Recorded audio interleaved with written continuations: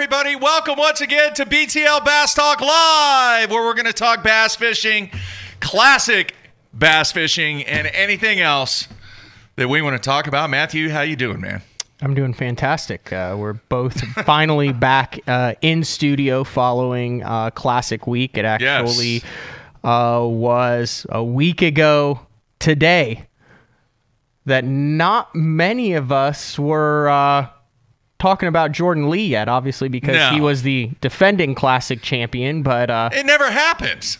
Well, it has twice, so you can't say never. It has happened with Rick Clunn and Kevin Van Dam, and now it has happened with Jordan Lee in shockingly similar scenarios to what he did in 2017. Man. He comes back with a 16-pound, 5-ounce limit on the final day, wins his second Bassmaster Classic in as many years, and now has 2 wins with bass under his belt. And both of them are worth $300,000 and the coolest trophy in the sport. Yeah, the IRS loves him, man. 2 big paydays. And as I always do, part of my tradition in all the classics that I've been to, I always grab a copy of the paper. Mm-hmm. Now, I know we're in a day and an age of where this right here doesn't mean as much as it used to. For our iTunes viewers, Jeffries is holding up an actual newspaper. What is that? You may ask. When's the last time you've actually read the newspaper, Matthew? It would have to probably be months. That's what I'm saying. Yeah. I mean, it has become pretty much irrelevant. But a tradition of mine is I always like snagging a newspaper to see how the local media covers it and see what the story is. And what paper is this? This is the Greenville News. Okay, so South Carolina, where the Classic was held. Right. All right. Now, this is a growing trend, and it was very interesting. They had front page. Oh, that's the front page. The front page of the entire paper. Now, It's not a tiny town. It's a big town. I've been there a couple times. Yeah, that's impressive. Front page, but all they had was just subtitles on the photos. They had no story. And then I went to the sports page, and in the sports section, there's not a single mention of anything that went down. Nothing. Zero. Here's what they did. They said on that main page, for more information, for more coverage of the Bassmaster Classic, visit Greenville Online. So the actual story is online. But he got it was the big not picture. That's interesting. Interesting the way newspaper. To do it. What was the head of the sports section? What was the lead story? Was it they're talking about NCAA deal? Yeah, okay. Talking about Loyola Chicago, and we'll get into that here in a minute. But I found that very interesting. All the newspapers that I've purchased over the Classic winning towns or wherever the Classic took place, it's the first one that this has ever taken place. Could not remember. The first one where they didn't have a story. Right. Right, but he still got the lead on the main page, but they were like sending everybody to their website. Story. Now, how many, it's not every Classic that the main giant photo on the head of the lead paper is the Most of the time they do that. Yes. They do, or it's at least somewhere on the front page. Yeah, I would say just about now. The exception to that, I believe, was Houston. Mm-hmm. Yeah. That was in the fine print on Houston, on sections page 6. Houston was not going to put that on the front page. Now they as I remember, they did have a blip on the front page, but it wasn't anything like this. And if you're watching the replay, cool, it's pretty good stuff. So that's kind of my kind of a tradition with me, and I got a stack of them up in the attic somewhere. But did you see this coming, man? Did you see Lee going back to back? Yeah. No. And if somebody out there says, "Oh yeah, I knew he was going to do it," I'm not going to believe you. I'm not going to call you a liar, but I'm not going to believe you because honestly, I think he was off the radar, big time. Yeah. Agreed? No, I remember we were actually laughing about it after, and it wasn't with you, but I remember you last year when he won in 2017, you're talking about, he said, "Hey, I told my sponsors I'm going to continue to fish the opens. I'm going to stay on the water, and then after it's all over, then I'll kind of do the media thing and whatever they want, but fishing is very important to me." And you said, on and off air, that you thought he was missing a huge opportunity to take advantage of being the Classic champ, put the money in his pocket, solidify himself. Well, he just made that point kind of mute because he just did it again. And one of the things you just kind of wrap it up is I think he might be on the verge. I know. Well, no, it's not premature. He just won back-to-back classics. Yeah. He joins Van Dam. I think he's the next Jimmy Johnson of the sport. You said that. I remember right. you saying and that. I haven't said that on night. air, but if you look at him, you're talking about a guy who goes about his business, who's an extreme talent on the water, who handles it, who is well liked by his fellow competitors, but who doesn't get as loud a cheer as Gerald Swindle, who didn't get as much recognition as Kevin Van Dam, but who wins championships. And I think that we could see him. You kind of put himself in a box here because all we know of him is winning. Even though he hasn't won an Elite, he hasn't won an Angler of the Year. He has 3 top 10s in the Angler of the Year finishes. He had 3 or 4 top 10 finishes on the Elite Series. He won the college bracket, but he's won the 2 classics, and he's only 26, and he's only been in 4 of them. Yeah. So I hope we don't get into, as media members, like a Kevin Van Dam deal was between 2007 and 2011, where it was just a foregone conclusion he was going to win Angler of the Year, and we didn't really necessarily appreciate it as much as we should have as far as how amazing what he was doing during that span was, because, it's Kevin Van Dam. Man, it's Jordan Lee. He wins classics. I forgot to look at this. What classic was this for him? I think it was his 4th. So he's 50%. Yeah, because he got the college one and then one, and then he's won the last 2. So he's fished in 4 and he's won 2 out of the 4. Yeah, that's crazy. Something like that. Crazy. He was totally off the radar, but I think you're dead on the comparison. I think this is great for the college fishing game too. That's the other thing. It was already great because you look at his brother there. He finished 4th. Matt Lee almost won the thing too. Oh, I'm going to have to step off studio. I had some business that I'm going to have to step off studio. What happened? To get something out of that has been... What? Should I do it now? Can you keep it going for a minute? Well, we had a lot of, while we're talking about the Jordan Lee, we had talked about procuring something prior to the... Oh, I can't believe, Do you have elevator music or something? No. Here, I'm going to talk about one thing. I'm going to talk about folks. I'm going to go get it. You're good. Okay. You're good. All right, you're good. All right, I want to talk about a couple things. Ran into some very, very fine people at the Classic this year. There were a number of people that came by that watch BTL that are fans of Bass Talk Live, and hung out with several people. We were doing the Ike Live and the Bass University Live from the Expo show, and David from Wisconsin came by, and then we also had the 2 guys from Michigan. Yeah, at the Ike Live party. Yeah, at the Ike Live party, and I actually, let's see if I can cue this up, and then we'll get to your deal there. There's a shot. Oh, you got a picture? Yeah, of the Michigan boys, hanging out with the Michigan boys at the... They drove, 15 hours? Yeah. Just to go to the Classic, and then went to the Ike Live party and got to hang out with all the guys. That's so, cool that stuff. was cool. All right, before you get to that, here's the other thing that I saw. I do want to mention this. It was unbelievable the number of jerseys that were at the Expo and at the weigh-in. But this jersey, just I'd never seen anything like it. You got a photo of the guy's jersey? I did. All right, now it's a little out of focus because I was walking. Oh, I heard about this. Behind these guys, and I had to snap a picture of it. And then let me get rid of the title. And for the iTunes listeners, you're gonna have to check this out. We'll try and describe. I have seen a ton of jerseys in my lifespan. Mm-hmm. I've never seen a jersey with this on it for sponsorship. Okay, I'll read it to the iTunes. All right, viewers. here it is. There's right the here. Photo. It says first priority, and then it says McKnight Funeral Home and Monument Company. A funeral home. Well, obviously that's got to be something within the family, or else those guys are the best marketers ever. The dude's name is Moore. I know. It's not McKnight. No, I know. Hey man, listen. I don't know if you've seen these tournaments, but holy guacamole. The people that do, there's a lot of guys who aren't in the best of shape. We were talking about what his wrap might look like. He got tombstones on the wrap? Yeah, I could maybe see a doomsday tackle combination there. Have you ever seen that? No, I have not. But I know some people out there get creative with sponsorships and trying to... There you go. Obviously a high school or college team. There were 4 of them. 4 of them. Wow. that had that funeral home on their jersey. Wow. All right. So we're going to get into it then? Get into it, man. I've got a package here. It's actually just a Berkeley bag that's wrapped up. I don't know what's in here, but I think I brought this up 2 or 3 years ago, and you weren't as intrigued with it originally. Now I'm intrigued. As I thought. I'm intrigued. But I'm all about, hey, what we got right here? We got the Zell rolling line ball right here that's been with us for a very long time. I'm fairly sure that's monofilament, about 20-pound test. Hey, fix that rod, man. It's crooked.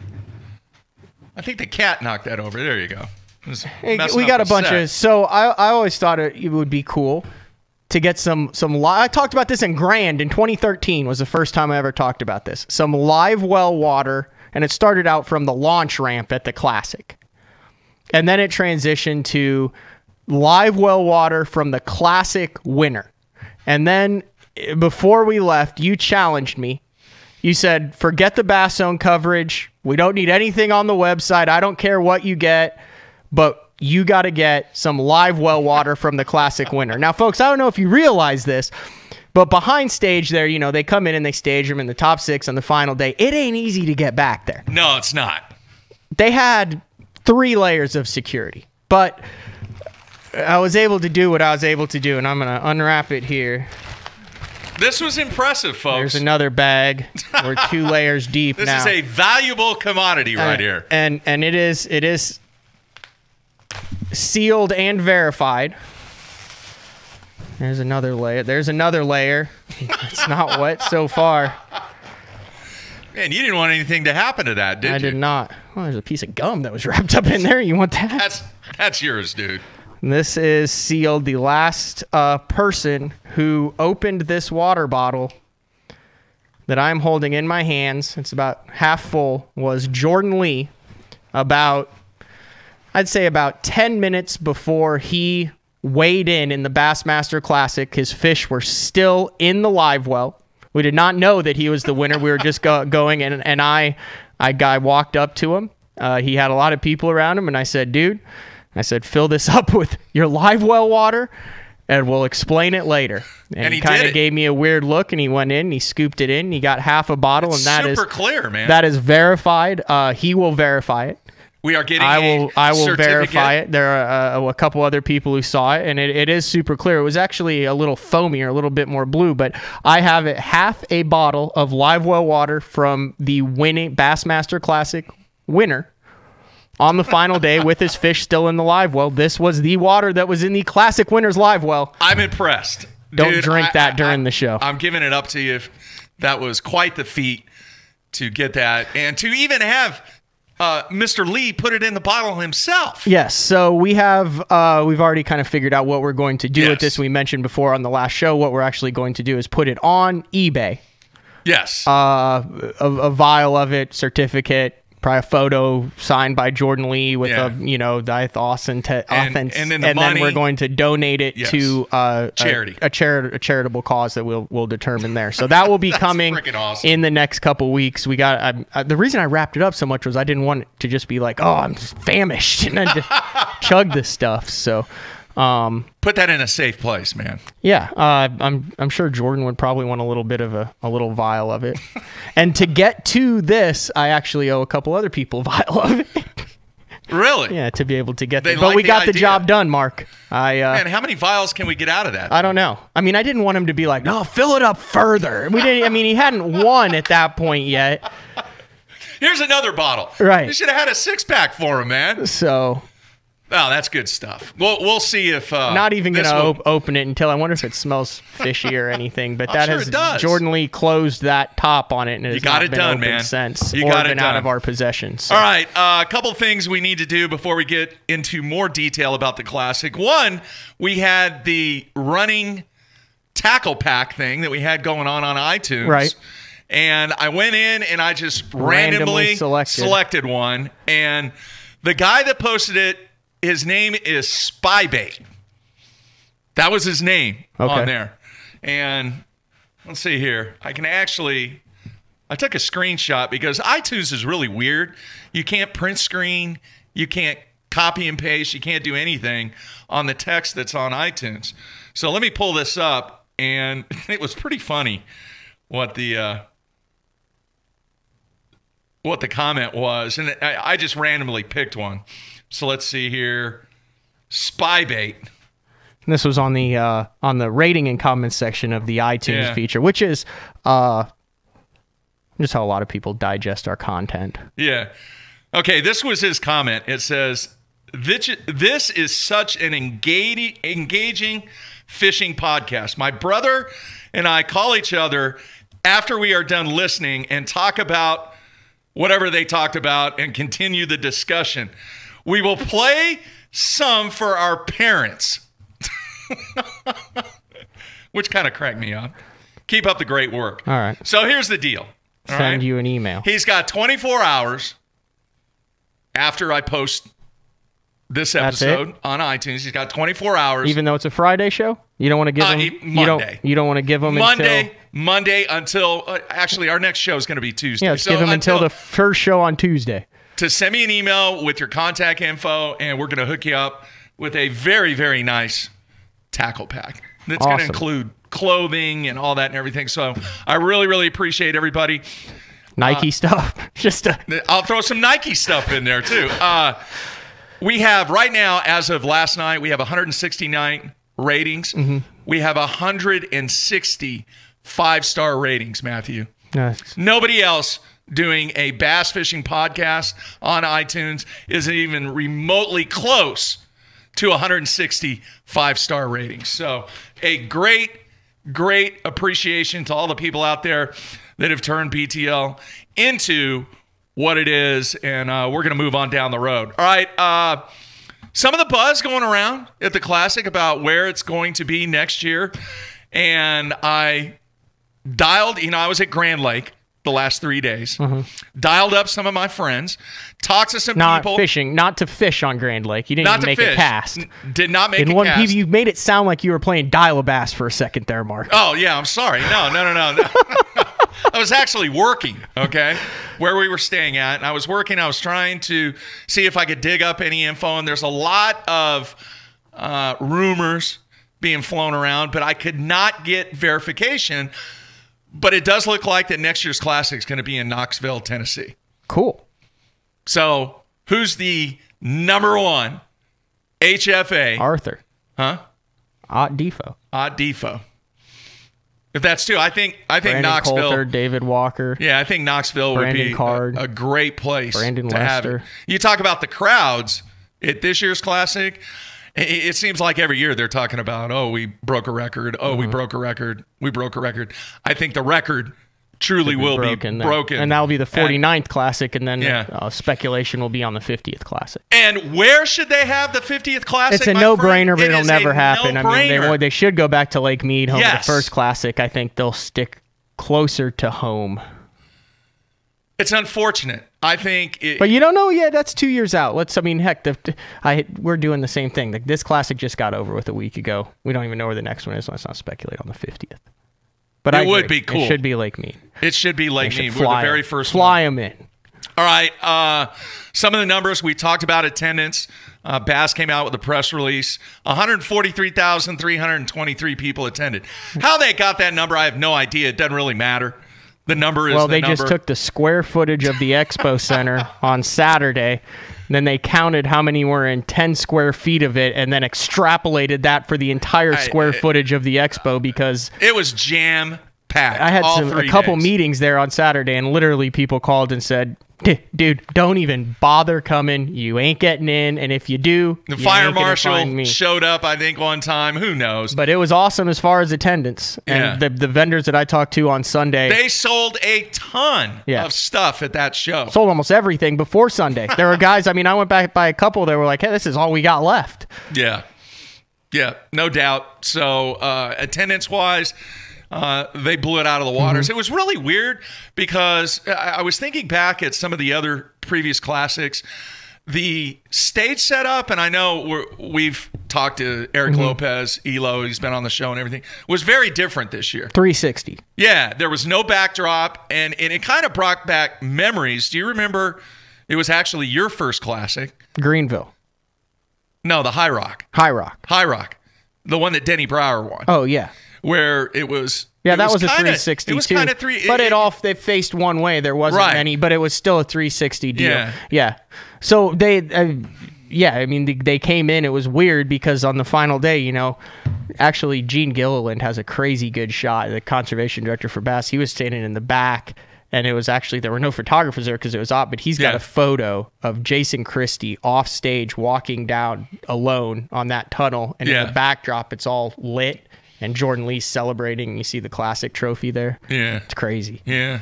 So from an attendance standpoint, I know the vendors were super happy when we were doing the Ike Live show.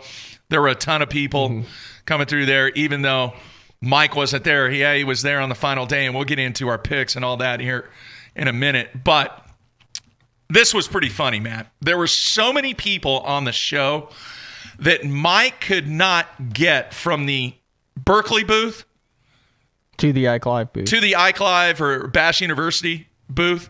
So you know what he did? He took his jersey off and put on a mask.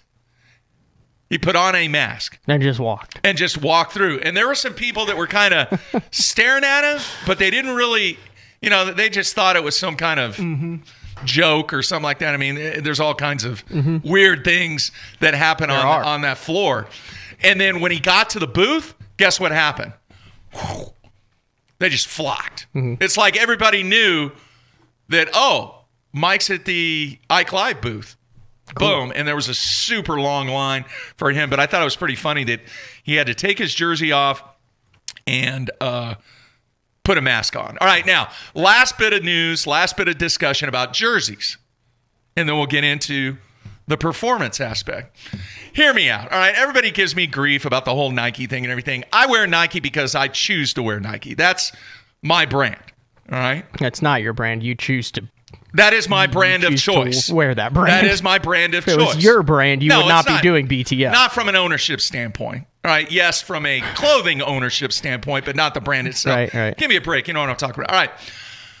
I think, can you think of any other sport, game, activity, anything where the winning team, the prime player of that winning team, any individual sport where somebody is going to show up the following day on a television, news, or TV magazine show wearing the jersey that they actually competed in that event in? Can you tell me any other sport? And I'm going to elaborate on this. Can you think of any other game or any other sport where the winner shows up in the piece of clothing that they wore while that competition was taking place? Yeah, a lot of the championship parades. People, after they win, after the championship parades. Like when Houston won the World Series, in their championship parade, they all wore their Astros jerseys afterwards. That's not an interview. That's a parade. No. That's totally different, man. No, I cannot. I'm looking, actually scrolling through everybody who has visited the White House and parades, and yeah, they're wearing suits. And I'm not saying the dude had to show up in a for straight interviews. No. Ralph Lauren or anything like that. But is that just an element of this game that everybody just relates to? And here's my point. What does the person who knows nothing about the game of professional bass fishing think when they're seeing this dude interview with this jersey that's got a zillion logos on it? Well, fishing's a little different because that's the only way that they can differentiate themselves from the average human being. I mean, a lot of professional sports people, you are A, recognizable, and B, physically different than the average person. So there's some defining characteristics that kind of sets them apart, so people go, this is the champ, this is the guy.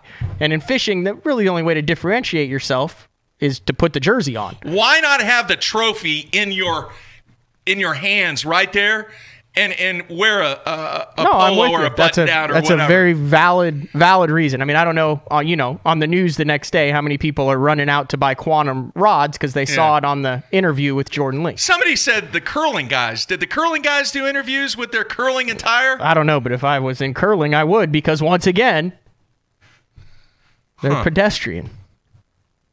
But once again, what I did is I had a friend of mine that knows absolutely nothing. I mean, zero about bass fishing, nothing.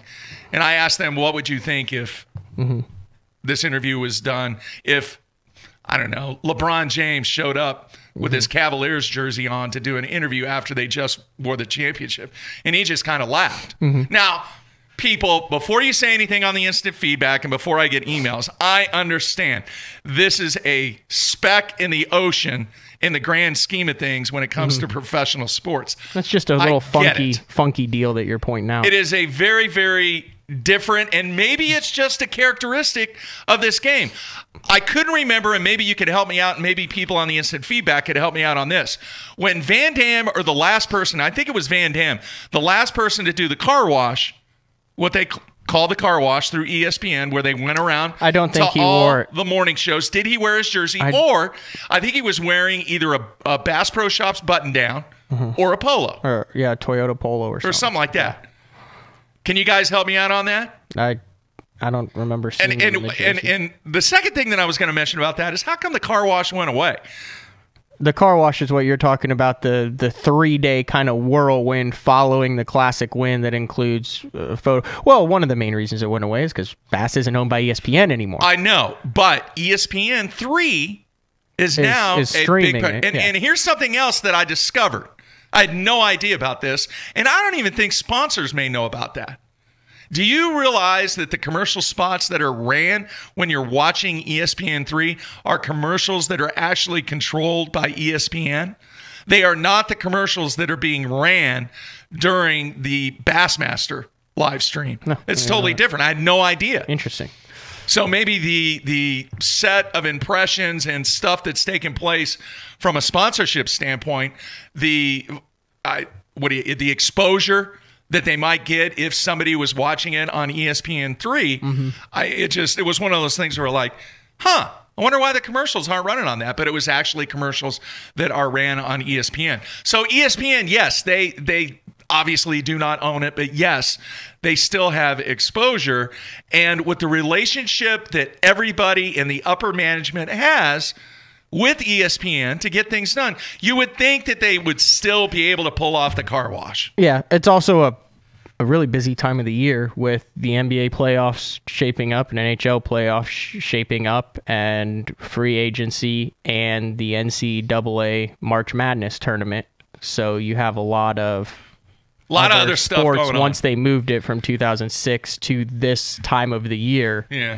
That takes precedence. You know, you're dealing with that August time frame. Yeah. It's kind of dead. Yeah. Some people are saying golfers, and I kind of agree with that. You see a lot of interviews, but but that's same shirt. Yeah, that's when they come directly off the course. It's the polo that they've been playing in. No, but you do see Tiger Woods do a lot of interviews in golf shirts that he would play rounds in. Right. But they pretty much dress like that's how they dress. Yeah, that's how they dress on and off the course. I get it. Anyway, all right, but just an interesting take on that, on those two things. Noted. A couple other things. Let's talk about the classic odds. Classic odds. All right. Now, a lot of people were giving me grief that you never get them right. Folks, I'm going to reiterate. The classic odds were strictly designed that if there was an opportunity for the general public to place a bet in, say, the Station Casino in Las Vegas, and I was the bookmaker for the Classic, these are the odds that would be set for the general public to go in and place a bet. And I'm telling you, Matthew, you did good. The house would have cleaned up because of the performance of some guys that just didn't get it done. And with the fact, how many people are going to go in and lay down $100 on the fact that Jordan Lee was going to repeat? Not very many. So the house would have cleaned up. I mean, and it didn't look good going into the final day for you, though. No, it didn't. The house was a little nervous. I mean, you had about 8 guys who were in your deal there that had a shot to win that a lot of people would have put money on. You know, from Aaron, Jason Christie, Defoe, Edwin Evers, Brent Ayler, Casey Ashley, Gerald Swindle. Agree. Jacob Wheeler. But the house would have cleaned up. Now, here's the other thing. For all those people out there that were looking for a quick buck, thinking, hey, I'm going to lay down 100 on a long shot. How did the long shots do, Matthew? Not very good. I mean, there was not a single long shot, and I actually ran a story on Bass Zone this morning that was just kind of some off-the-wall stuff from the Classic. And I think one of the things I pointed out that in the top 35 out of the 52 anglers that were in the Bassmaster Classic, there was one angler who was not a everyday Elite Series pro. And that doesn't really count because it was John Cox. Yeah. He's won a cup and he's won tour events and that. But there was not a very good sprinkling of Open Champs, the Weekend Series, the College Angler, and the Bass Nation. The three all missed the cut badly. Never happened. So what was the stat that you had that never happened?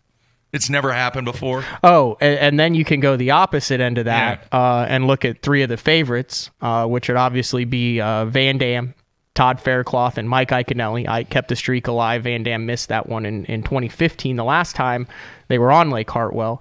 But other than that, had 21 in a row. And then Todd Faircloth, who has missed like one since 2000 or two. There's never been a Classic since 2000 that all three of those guys missed the cut. So in the last 19 Classics, or 18 Classics, basically 2 decades, one of those three, or two of those three, or all of those three have been fishing on Sunday. Not this year. That's crazy, man. Who would have thought? All right, we're going to take a break, and then we're going to come back after a short break and talk about performance, talk about some of the guys and what went down from a performance standpoint. Also hit the prop bets. We got to go through those real quick. We'll hit the prop bets. All right, everybody, stay tuned. We'll be right back.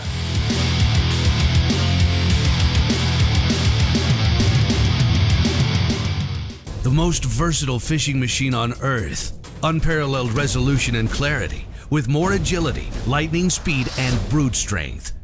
HDS Carbon takes rapid response performance and screen technology to an all-new level. Maximized power, maximized visibility. See Structure Scan 3D, new dual chirp sonar, new live network sonar, and more mapping options, all at the same time and faster than ever before.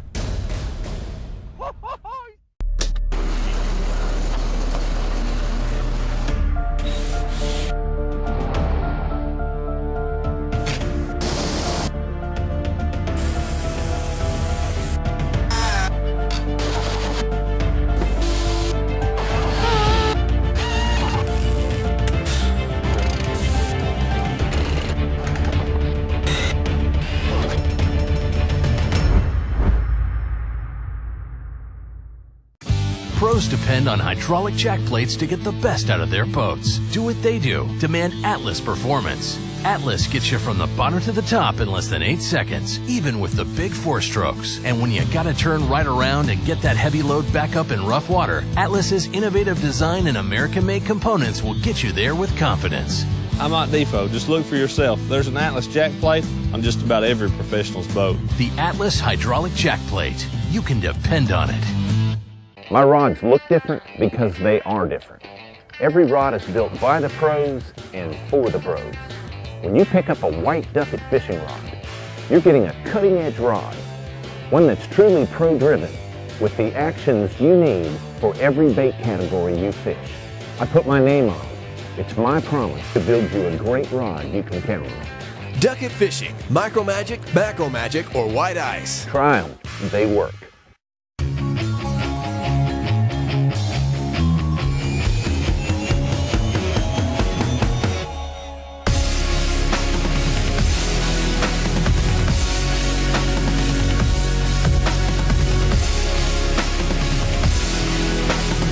What's up, guys? Scott Martin here, Team AFCO. Hey, if you want to have a chance to fish with me at a lake near you, well, check out the link below. It's going to be a lot of fun, guys.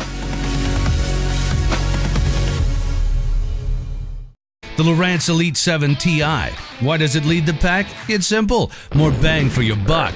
Use Elite 7 Ti with the all-new Total Scan transducer, and you get all of your sonar from a single transducer install. That's broadband sounder, chirp sonar, side scan, and down scan imaging from one transducer. Now that's something to chirp about. Elite 7 Ti. Premium features have never been so affordable. I'm looking for signs before practice even starts. Crossing the bridge, I'm checking for current. Is the lake up or down? What's my watercolor? Bird activity tells me where the shad are before I ever launch my boat. Sometimes the best things hit me right in the face. The pesky biffle bugs. There's always a hatch on your lake.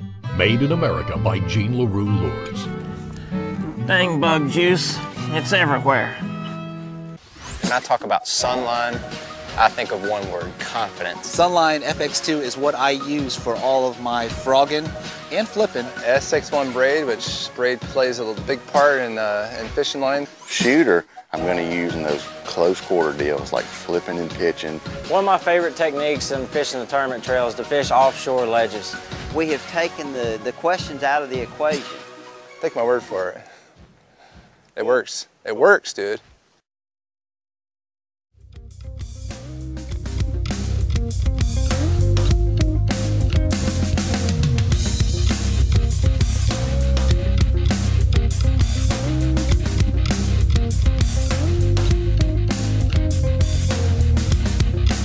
All right, we are back. Mark and Matt in studio once again, back from the Classic. And we still have some things, a little housekeeping. By the way, did you see who was leading the Costa at Grand Lake? Your boy. Did you see who was second in the Costa at Grand Lake? HFA, baby, HFA. Toby Hartzell, the guy that lives right on the lake, that has fished that lake for 30-plus years. We'll see how it goes after today. And Kevin the fishing Ledoux. dude, it is brutal. It is tough. Mm-hmm. The place that I was staying at on Grand Lake, I could walk right down there to the dock.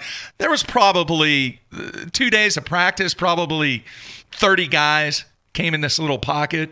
Doing any good? No. Catching them? No. Well, I mean, I wouldn't tell you if I was doing any good? Either, though. No.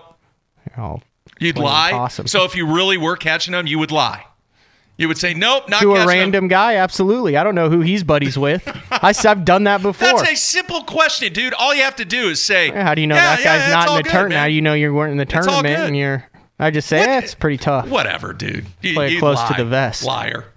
Shouldn't lie about stuff like that. Just be honest with the guy. So anyway, Costa going on at Grand Lake. Very muddy Grand Lake. Mm-hmm. That lower end will tease you a little bit. Yes, it will.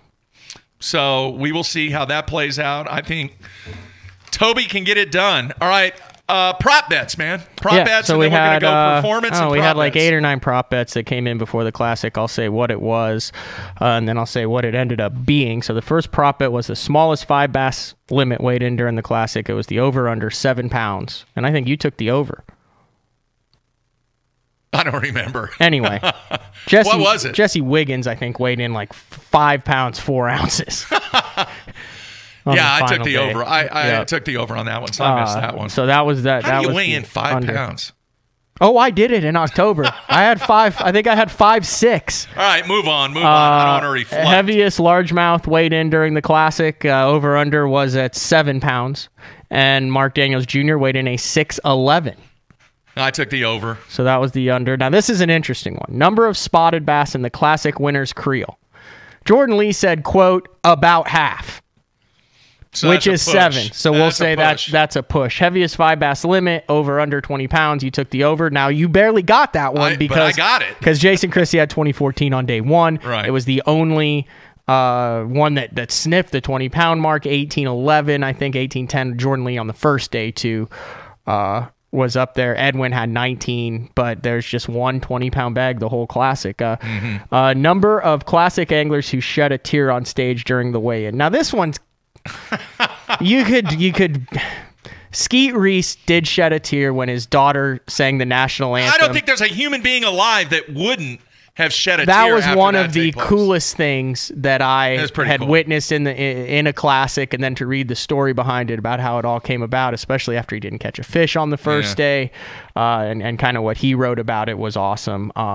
Caleb Sumrall, the Bass Nation champion, obviously understandable that he shed a tear on the classic stage. And then there were some other choked up guys. Yeah. But that you could either say 2 or a push on that one. I'd say a push. Number of classic anglers who use rap music for their entrance songs. I haven't had time to go back. I think what was the over 15. I think it was the under. Yes, it was the under on that. I mean, I'd say probably 8 to 10 of them. Yeah. Number of classic anglers who weighed in on day one not wearing a hat. Everybody was hatted. I took that. Now, one. I should have done number of classic anglers to weigh in the entire time with their damn sunglasses on. Because Hackney Johnny... That was a new trend. Hackney Johnny cashed us, and so did Rick Morris. Slick Rick. Number of top 10 finishers who primarily used a spinning rod. It was at 3 anglers. You took the under on that, and it was the over. Yeah, I was so wrong a on lot of mixture on that, but, you had Jordan Lee, you had Matt Lee, you had Gerald Swindle, Edwin Evers. Picked up a spinning rod for a lot of it. Brent Ayler, Porosnik. I mean, they all threw that wacky rig, this Nico rig and stuff on it. And then number of anglers who use the word blueback during the day one weigh-in. The blueback did not play a factor like we thought it would. And, I mean, it obviously did for Brent and some of the guys who were offshore. It played a factor for Kevin, who missed the cut after he had a 14 on day one. But not the talk like it would have been later if those things were spawning or had gotten heavy on the cane piles. So that was the over-under. All right, good job on that. Now let's get into performance. Mm-hmm. And I have my opinion on this. There's been a lot of discussion on a lot of boards on the instant feedback about the performance of Jason Christie on the final day. Here's all I'm going to say on this.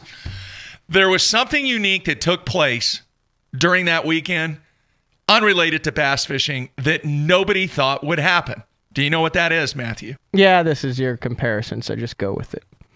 What was it? Yeah, the 16 seed beat a 1 after 100. 16 beat a 1. 30 times. It was the University of Maryland at Baltimore County, I think is who it was, took down Virginia, who was the number 1 seed. It had never happened. Now, does that really truly give an indication of what type of team that Virginia is? No. It does not. That program has been around forever. They had a tremendous season. Did they choke? No, they did not. They got outplayed because of the decisions that were made from a strategy standpoint, both offensively and defensively. Mm-hmm. All right, now let's take that and let's move it over to what Jason Christie did on the final day. He said in the press conference, he said in interviews, if I would have changed things up and if I would have needed 12 pounds, somebody would have caught 14 or whatever. All right. But he stuck with what he was doing, not knowing what the remainder of the field was. Now, should he have made an adjustment? That's on him. Everybody can second guess the decisions that he made. As I was watching the live footage, it was really interesting to hear what other people had to say that were standing around watching him. And so many times it was the armchair quarterback syndrome. Why isn't he doing this? Well, why doesn't he put that chatterbait down and just take a jig out or a shaky head or something and try and get 10 pounds? All right? Decisions were made by Jason that are totally irrelevant to people classifying him as a choke artist. I do not think it was a total choke. I think he made a decision that this is what he was going to stick with. This was the decision that was made. It just didn't pan out. And here's the statement I'm going to make. Part of victory is pain. And was it painful to watch? Yeah, it was. Think about the pain that Jason Christie went through, though. A massive, massive amount of pain. But pain is part of greatness. And the greatness that lies with Jason Christie is not an indication of what happened on that Sunday, just like greatness in the Virginia basketball program does not lie in what took place with UMBC beating a number 1 seed. It was not a choke, folks. Was it disappointing? Yes. Was it painful? Yes. Right. But I just would not classify it as a choke, and I wouldn't classify him as a choke. Now, people are going to come back to me and they're going to say, oh, you're just a homer, Jeffries. You're just doing that because there have been, for the last 5 years, you've been telling us about how great of an angler Jason Christie is. Well, I think he solidified that statement by his performance, not by what took place on the final day at the Classic. Be proud. Jason Christie should be proud of what he's accomplished and what he's learned from the decisions that were made on that final day, not the fact that if he just would have went out and had 10 or 11 pounds, he'd be Classic champion. I'm telling you right now, this is not going to be the only opportunity that Jason Christie has to win that trophy. All right, what do you think? I think in order to assess Jason Christie's final day, particularly his final 4 hours of the tournament, you have to look at what got him into that position for the final hours of the tournament. And it's very easy to just look at it and go, well, A, he didn't know that that's what he needed. He had made a game time decision. What got him to the Classic and what has got him 7 BFL wins and FLW Tour wins and he's only been doing it for how many years? Elite Series wins since 2013. Yeah. Is the fact that he has a game plan, he sticks with his game plan, he doesn't deviate from his game plan. That's the way he is. That's the way he fishes. That's the way he's always fished. That's what got him to the Classic. So keep that in mind, that it's a stubbornness. And on the first 2 days, if you listen to the live coverage, what did the guest, Zona Sanders, talk about? That stubbornness was a trait as to why he was leading the Bassmaster Classic. Yeah, dead on. So you also have to look at how the first 2 days went down. Jason was power fishing shallow, and on the first day, he went long periods without catching fish. He went into one pocket, and he caught 3, a 4, and a 5. Mm-hmm. Bam, bam, bam. And there's his weight. And on the second day, he had 16 pounds. He literally caught a 4-pounder on his last cast of the day. You're dealing with pre-spawn fish in the springtime on a fishery that's changing, where the bite typically gets better later in the day. So you had all those things going into effect. I've had a flurry every single day. I'm a stubborn angler who just determines a winning pattern and goes with it regardless of what happens. Mm-hmm. And each of the first 2 days, it would have been easy to bail and go catch whatever it is, a limit or whatever, but it wasn't. I mean, there was no, but he had the flurry that got him to 20 on the first day. He had the 4-pounder on the last cast on the second day. What you also forget is he started out the third day and lost a 3-pounder and had several keeper bites that he didn't get into the boat. So it's not like he started the day and didn't have any bites and immediately knew it wasn't going to work. He had those long stretches. The fish were still there. He still had the bites. He had 7 keeper bites on the final day. And he, based on his game plan and strategy, had X number of weight. So if you believe you have to catch 13 or 14 pounds, what good does it do you to bail and go catch 9 pounds when you're trying to win that tournament? You're looking from the perspective of, what the competitor's moves are. Everyone else does. He does not. And you also have to keep in mind that 2 years prior to that, in 2016, he had a big lead going into the Grand Lake Classic.